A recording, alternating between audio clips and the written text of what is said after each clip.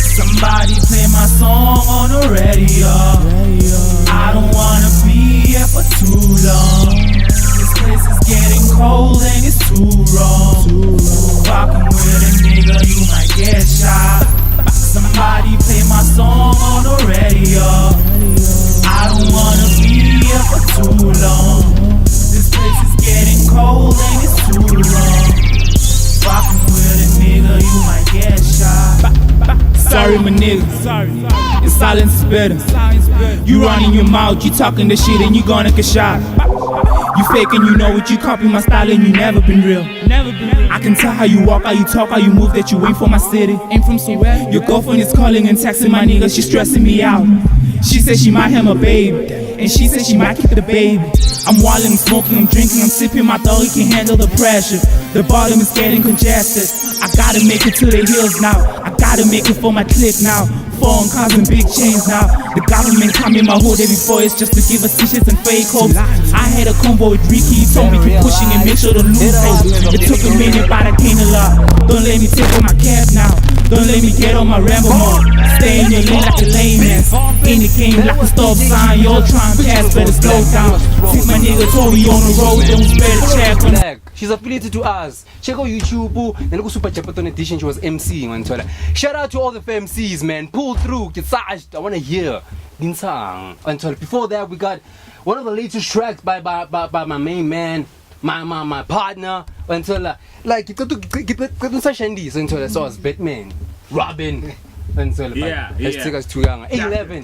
Piggy. And can I say the story about behind that song? Sure. Do you know when you grow up? Okay, I wouldn't say in Soweto, but in the hood. Sure. Like I mean, I grew up like playing this game. Would say if like you know, and Sibabaya, so that I could play a game. Would say Piggy Mabelani Sala Jenkimani Abilivo Abigivo is S1 S2 Jenkimani sister Puma Wena Sala Wena.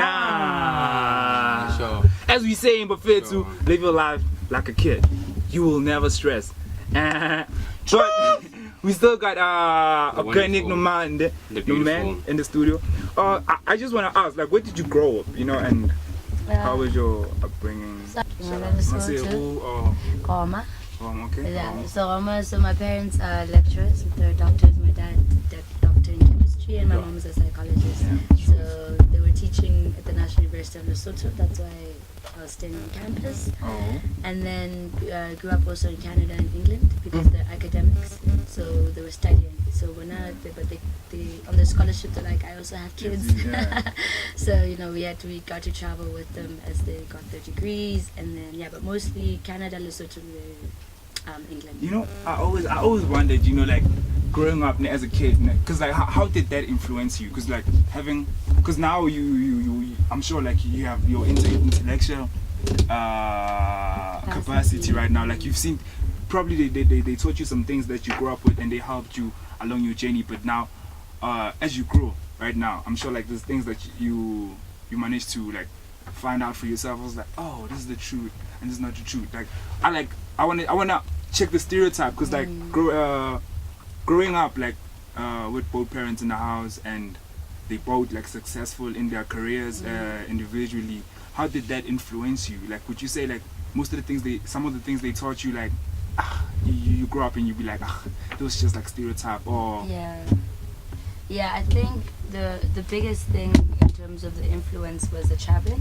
Okay. Because I was able to come from one of the smallest countries in the world and explore the world in general. So it broke from a young age. I was able to see, okay, there's more to this. No matter what anyone says or what problem I have, there's a whole world out there that some people don't even know about. You know what I mean? It exists and it's real, and I've seen it with my own 2 eyes. So you can't just tell me that this is it, because listen, it gets tough. You know, it's way tougher than South Africa. It's poorer than South Africa. You know, jobs and the youth are struggling in that sense as well. So it's really to have that, I think, that advantage of knowing, okay, like South Africa is just around the corner, England is just around the corner, and you can get there. In terms of having both parents in the house, I think the stereotype that was broken was the idea of marriage and happily ever after. You know, my parents are still married, and I think it gives me an understanding. How many years? I have no idea. I think 37. Yeah, man. Yeah, then it comes in different forms, because one thing is I understand what a marriage is, and it is not what people claim it is. It is not in the movies. It is not. No, dude. There are times when I am pretty sure my mom and dad did not like each other at all. You know, there were times they were very distant. There were times they were very good. But what they did take very seriously was their vow till death do us part. So even Habakwatelani, fine, but we're still in this house, and we'll get over it. And you know, there are times, you know, and it was interesting to see that when you commit to being with someone, you commit to the whole spectrum of their emotions, the whole spectrum. At times you're gonna wake up and be like, you are actually the worst human being I've ever seen in my life. But I'm with you, you know. So the divorce was never an option for them. Not that I have anything against divorce, but luckily I don't think it ever got up. There was never any physical abuse or whatever. But even when it was bad, they were just like, we have 2 kids here, and so both my brother and I, the idea of marriage is important to us, but it is not something we would walk into like, and we would wait till the very last moment. But you're not married yet. No, not married. Are you in a relationship though? Um, And if not, what are you looking for in a relationship? am I in a relationship? Yeah, I guess I'm in a relationship. What I look for in a relationship is freedom. Yeah, I think that's the most important thing. I say it because I've veered very far away from the idea of boyfriend and girlfriend, because in the past I realized that those are very loaded words, you know. So you meet someone, you get along, you're having such a great time, a couple of weeks, months pass, and it's like, so, you know, are we gonna be boyfriend and girlfriend? And you're like, yes. And then you get into it and you realize you actually have no idea what this person thinks has constructed a girlfriend based on their culture, their upbringing, their family. They have an idea of what girlfriend and boyfriend is. You have an idea of what girlfriend and boyfriend is, and those can be 2 very different things. And so I don't like that label, because it automatically puts you in a box that you're signing up for something you actually don't even know what you're signing up for. Whereas if it's a lot more open, you can commit to being monogamous and being like, okay, you and I'm only seeing you, right? But without having those things, that box, okay, but you belong to me, or you're a girlfriend, I'm Banessa, and you're you, and we're monogamously seeing each other, and we're building something, and let's see what that comes out of, as opposed to like preempting it.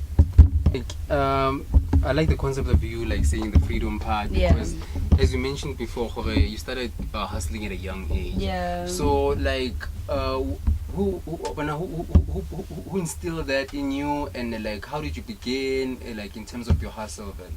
I think it's definitely my parents who gave me the privilege, because they're I actually try to avoid the word hustle. It's more alignment. In that sense. But I think it's my parents, because they worked so hard so that I had an abundance of opportunities. So I wasn't forced into, you know, quickly, man, get a job so that you can help at home or do, you know what I mean? It was very much go explore, figure yourself out, change your mind, make choices, you know. And that's something that I think that's the best gift you can give a child. My brother went the sturdy path. He's an architect. He's on his 3rd master's. He's a project director and scientist. Like they did well, clap, you know. Whereas me, I'm still, you know, trying to just go with what I feel, and yeah, I think that was the influence from them in terms of the hustle. And then how it started was. Did you finish school? Because you said you started hustling at 19. Yeah. So I went to the University of Cape Town. Oh yeah, and then you went to Canada and all you. No, Canada was when I was younger. So Canada was up between the ages of 5 and 15. That's Canada and England, and so to jump in between the two. Because when my parents' degree finishes, we go back for a year, then they apply, and then we go back. So it was lots of back and forth between those 3 countries. And then I finished my high school in Lesotho at Mashabeng. And then after that, that's the only first time I lived in South Africa. I was there for a long period, was when I went to university. And then at UCT, I was there when I was 18. And then, you know, I was studying, I was doing my politics and drama degree, a BA. And, you know, I like things, I'm a liker of things, I always have things. So we were going to parties, having fun. And then I met up with some 3 friends of mine, and we started having student parties. And we registered our company called Bank Productions. And we then realized, because we're such party girls, we actually had a huge influence on the student market as to where they were going. Because everyone would be like, oh, where are you guys going this weekend? You know, we'd get calls on Friday. Like, so when we did our own party, we filled up the venue because everyone was like, okay. And then that started getting the attention of Joburg. And that's when Abu Dimples and them contacted us, and they wanted us to do pop bottles in Cape Town. So we launched the pop bottles in Cape Town, did all those parties. Then head honcho Nick was starting out his clothing label, and he was like, guys, I need help with pushing this out. So we started all this. We started the Stay Fresh parties and the head honcho parties that are now what they used to be. Yeah, so and that's how. And then we started working with Cannock. We brought down with them Mano, Tiger, and that. Yeah, so that's, and we're still in school. And still, you know, trying to hand in our assignments and doing that. So it was an interesting stuff. And but as you grow older, by the time I was in my third year, I was in student parties were boring to me. I was now living in Town, and I wanted to be with adults in town and do parties and stuff. So I realized we're losing our hold over the entertainment market, and some new kids were coming up called Groove Africa, and they were starting, and they were and they were starting to do their thing. And that's when I realized, you know, sometimes you gotta let it go. You know, you can't always hold on to that thing and now be competing with first years and you're in your third year. You know what I mean? Exactly. And also I was starting to move into more of an alternative. So that bank was very much Joburg in Cape Town. So it was the high heels, it was the weaves, it was the popping bottles, it was, you know, the DJs. Yeah, I was pushing a weave at that time. I really was. And so it was that kind of lifestyle. We also did a partnership with Banang. So, you know, you can see who we were sort of aligning ourselves with. And then as part of, again, my spiritual journey comes, and it kind of just shifts everything apart. And suddenly I didn't want to be at a club, I wanted to be outside. Festivals were the most amazing things. And as we were speaking about trance festivals, and you know, would go to Earth Dance, Rockin' the Daisies, Resonance would be at festivals. Dubstep and drum and bass was starting to get a lot of hype, so I was into that. So my peoples were just like, alright girl, you know, peace out, you know, we're not trying to be at those parties. And then I had a whole new group of friends and a whole new life that led to the next stage. And then, so when you go to the next level, because what intrigued you to living the you know, being more in touch with your spirituality? Was before obviously it was like mudimo, like but now you moved on to the next level of, like, you know what, the universe, living in the energies. Who intrigued that in you? And so the funny thing is, so I didn't grow up in a religion. My family isn't religious. So I get the doctor, scientist. So, you know, but my mom is a psychologist, and she did her whole PhD on traditional healers. And her thing is, there's no way I'm praying to a white man in a church, but these people, she blocks down the history. She's like, these people came from here, started telling us that what we're praying to and everything is wrong, and now we must now follow them. There's no way I'm doing that. So my mom was very much, if I'm going to pray, I'm going to my ancestors, and I'm going to do that if I'm going to do it. My dad is a scientist. He's not so into it, but you know, he's got his mom. My grandmother was very religious. He was like, no, fine, I'll take the kids. Because my mom was like, I'm not taking them to any church or whatever. So my dad tried when I was 5. He took me and my brother about 3 times to a church, and we were Anglican. And then he got tired. He was just like, no, we'll teach them at home. And then that did. So we didn't really have a basis of spirituality in that sense. But what we were taught is God is a very real thing, and how and the connection can happen in many ways. And that's how we understood about different religions. Some people do it through Muhammad, some people do it through Jesus. And then we learned, there are many like telephone lines, and we should talk to him. And then my brother, by his own accord, not by my parents' influence, went through the Christian route. He just picked up a Bible, he enjoyed it. But even him, he's not a traditional Christian, so he's a bit of an alternative radical Christian. And then for me, I just didn't care. It wasn't a factor for me till I got to, and you know, as you grow older, you start to want to have a sense of belonging and understanding. And then I picked up a book called A New Earth by Eckhart Tolle. And it was what I would experience as my first form of awakening. Because suddenly he brought it to attention, the idea that there was this, you know, I was silent, and there's this voice in my head that talks, and just never shuts up. You know, and I used to think it was me, because when you're sitting here, you're like, I'm hungry, I wonder what time it is. You think that's me, right? Till you're like, okay, no, I'm going to be quiet, and you're quiet, and that voice is still talking, saying, oh, and this girl said this, and what am I gonna, oh, that person is this, and you're like, whoa, shh, shh. And you're also like, well, what's happening? Who are you, you know? And then you start to realize that you are the observer of that. That's actually the mind. That is not actually, you don't need to identify with that. And so I learned, I understood, blew me away when I had that separation, because then I realized this is a crazy voice in my, that says stuff that I don't believe, and sometimes make me act in ways I don't believe. And then I put that book down, I started searching for a practice, because that was a theoretical understanding. I needed a practical practice. And I started, and it's an organization, it's a global organization started by a man called Sri Ravi Shankar. And he teaches a powerful breathing technique called the Sudarshan Kriya. And what you do there is really balancing your pranic energy, and you breathe in a very certain way. There's a series of breaths that you take doing different postures, and you breathe, and what that really does is you get pretty high off of that, right? Yeah, you do, and you go, and it's just, you're in that, and you really get a sense of peace and all of that. And then I took it to the next level, and I started going to, I heard about this 10-day silent retreat in Busta, and it's a meditation. So you go there, and all they ask of you is no phone, no pen, no book, no nothing. Just put it aside, lock it in, and for 10 days you're going to be in silence meditating. We'll take care of you. You'll have food ready for you. You have a bed. You have everything. You are just going to now, we're going to teach you a technique. Vusta. And it also brought up the idea of spirituality with a price tag. Because things that I'd done before, like a yoga and Sudarshan, those things cost a lot of money. Whereas a Vusta, they're like, if you've been accepted, by virtue of you being accepted, you understand, because once you do the course, you do the training, you're fed, there's a bed, I mean, it's not a whole luxury, but it's pretty decent, you know. And at the end of it, you pay what you can. Because by virtue of you being there, where someone already who was there before you paid what they could, and that has contributed to you being there. So already you've been paid for if you've been accepted. Now what you're paying for is if you believe that you want someone else to experience this. And then you pay what you can. Now if you don't have money, they say in this world, spiritual world, money is a man-made concept. You know, what we need is your service. Those meals that you're having 3 times a day, your rooms are cleaned, everything. The actual people who are doing that, and those people are former students. So they came back to be like, actually, I'm going back to make sure someone else has a very comfortable, so I'm going to cook in the kitchen while they do that. So if you don't have money, come back with your time for 10 days. Come help us cook, come help us do that. So now this suddenly becomes revolutionary and radical because it's accessible to the poor.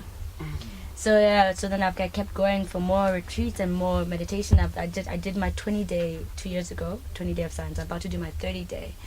And then what happens there is, you lose your mind, I'm not going to lie. You lose your mind, because that's the whole point. You need to realize that your mind isn't something to attach yourself to. So it goes, and when it's gone, you're left with, who am I? Because you realize this thing, it's like spins. Yeah, you know those tops that you play with? That's what your mind does when you're in the meditation. It starts to spin, and it goes off. So now you're not sure if you're dreaming or sleeping sometimes, you're hearing stuff, you're in a meditation, but Rihanna, bitch better pay my money is in your head, you realize, but there's a solid thing that observes all of that, and it's like, whoa, this is crazy. Then you start getting used to that craziness and put it aside, and then you start connecting with what's actually there. So you've lost your mind, you're like, okay, mind gone. And you can there, because you don't have to go to work, you don't have to go on the phone, you don't have to interact with your friends. You can be crazy. You don't lose your mind, it's fine. And you're safe, because then the technique brings you back, and you start to realize exactly who you are. And so that's sort of been my journey. And then I came to Joburg, and there was my best friend, Janos. His mom is incredible. Her name is Ursa, and she's a Kundalini yoga teacher. And she's been teaching, and her whole thing was that after 20 years of teaching, she looked up and saw that in her class there was still a bunch of middle-aged white women learning this technology of Kundalini, of raising your energy. And Kundalini is powerful. Once you raise your energy, you are unstoppable. You're like a superhero in terms of using your own energy. And she was like, there's no way we're going to continue to keep this in a minority.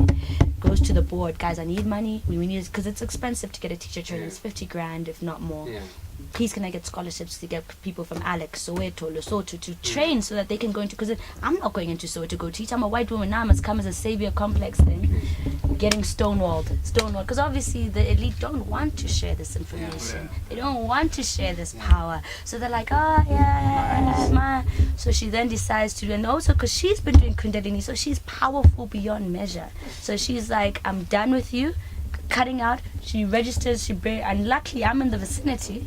I'm trying to be her apprentice. You know what I mean? So she brings me on, she trains, she starts training. Our first class was about 10 yogis of color, training from Alex, Soweto, Lesotho, Mozambique, trains us. We graduate, we go back to our communities. Now there's there's yoga for Soweto and Alex. In Soweto. There's yoga for Alex. There's classes in Lesotho that I'm doing. We're training people. She's doing more and more, and it's rapidly growing. What we're getting is a lot of Stonewall in the spiritual community in South Africa. So when we created an NGO called Kundalini Africa Rising, in a response to be like, if you want to know what it feels like in this day and age to be black, go to a yoga studio as a person of color, because your chances are you're going to be the only black person there, and you're going to feel like you don't belong. They're going to, through their energy, through the way they interact with you, it's not going to be like, oh, you can't be here. No, you'll be welcome. There'll be those smiles that you guys know about, all of that. But when you're there, you're going to feel there'll be a hostile energy as to, a friend of mine, when she had started, she had been training for a while, which is rare for a black girl. She got to a Brigham class, and Brigham is intense, because there are moves and things that you have to do, and she goes to the front because she's been doing this for years, and then the teacher goes, okay, but the people who are in the front are the people who need to do it, and if you start and you go to the back. So the teacher comes and like, don't you want to go at the back? So an assumption is made already just by the color of my skin that I don't know what I'm doing. She's like, no, I'm fine, thank you, right here.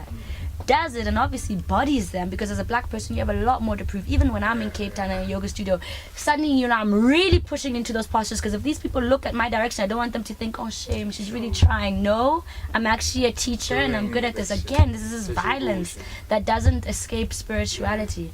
So we started this and we put out a message to the Kundalini yoga community, be like, we're starting this organization as a response to the conscious and unconscious racism in this community. And the response was, there was even an example, this was 2 years ago. There's an example, some guy emails, a response to the email thread, and goes, in the wild, animals and lions are with lions, tigers are with tigers. Why should we now create this whole inclusive yoga sort of space? These are yogis, guys. People who are going to you saying love, namaste, blah blah. So there's a hypocrisy in everything, whether it be government, education, spirituality. And so I think the message, especially with the studio that we created with Vanessa, was I did a tweet that actually went viral. I have a fair amount of followers, but not to the amount of what happened. Was I tweeted, I was like, 2 black females have opened up their own yoga studio. We're coming for everything. Retweet. In the next hour we had about 5,000 retweets.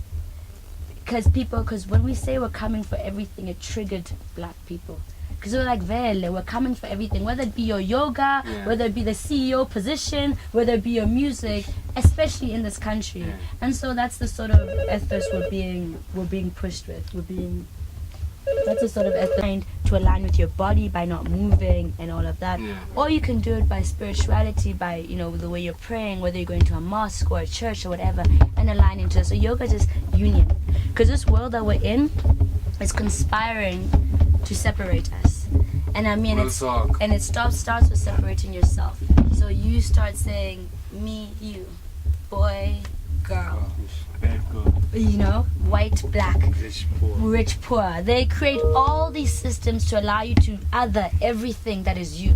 And we spoke about that earlier. And so what the union of yoga does, it brings it closer to you, because when you're doing a meditation, there is no I, there is no we. You know what I mean? It's all one. And that's why it's such a dangerous thing that has been suppressed for many, many, many years. What about Nestspace, in terms of how can people get there, like how do people join? So the Nestspace is an inclusive space because we wanted to open it up for all people of color, the LGBTQ plus community, old, young, white, whatever. You come in here and it's a space where you should feel at home. That's the ethos. As you walk in there, if you're homophobic out there, you're definitely not going to be able, that part of you isn't going to thrive in there, you know? And so you get, so how you can find this is at the Nestspace on Instagram, at the Nest. You can email, we've got our website, www.thenestspacestudio.co.za, and you can show up right now. It's still very, except for weekend classes can get quite full, but during the week you can just show up. And you know, we're 14 Glen Eagle Road in Greenside, and you can book online if you want to really secure your spot. And that's just, it's a really open space. There's also, even if you don't want to do the yoga, we have a library with spiritual books and African authors. And we've got tea and a lounge area. You can just go, and we've got curtains, so you can just like actually, because the energy is quite potent in there. So sometimes people are just like, I don't want to do yoga, I just want to chill here. And so exactly, or like sure, sit down, get some tea, read a book, close the curtains, the yoga class happens, and you do what you do. You know the thing that pisses me off is that, you know what, like I know that, and so, but like I wanna come please do. there. That would be really dope. So every hashtag, like people, Yo, bro, you're always beautiful. Vanessa is beautiful. Let's put it out there, man. But like nonetheless, like I'm touched for you pulling through, because like Thanks for having me. we must have another interview until so how people can get you on Organic Nomad, Instagram, Banessa Creative on Instagram, and then Nestspace Studios at Instagram. Yeah, so I've got 3 personas. And so there's a studio, which is at the Nestspace, which is just purely on the studio and the yoga, and it's run by myself and my partner. Then Be Creative is more the branding, communications, events, influencer work that I do. So that's more of the like of things, you know. Organic Nomad is purely the holistic yoga and wellness, and you can find all 3 or one of the other, and it's authentic. So if you Banessa Creative on your page, you can still see that I'm a yogi and a vegan. Even Organic Nomad, you can still see that she has another life doing all of that. So whichever way you interact, Everything just connects. Hashtag nonetheless, it's the truth. Thank you for pulling through. Aish, that was a rhyme. Thank Bars. You got words, dog. Like I don't even know what to say. Dog, yo, it's like, hey, she's like, feed me that energy, you know, like feed me that energy. But like, you know, when you're having fun, time gets jealous. So yeah, we gotta carry on. The song that we've been playing right now. Hernani Nazona. It's from Mozambique, man. Portuguese trap. Hello. Oneness. Hello. Hello. Truth.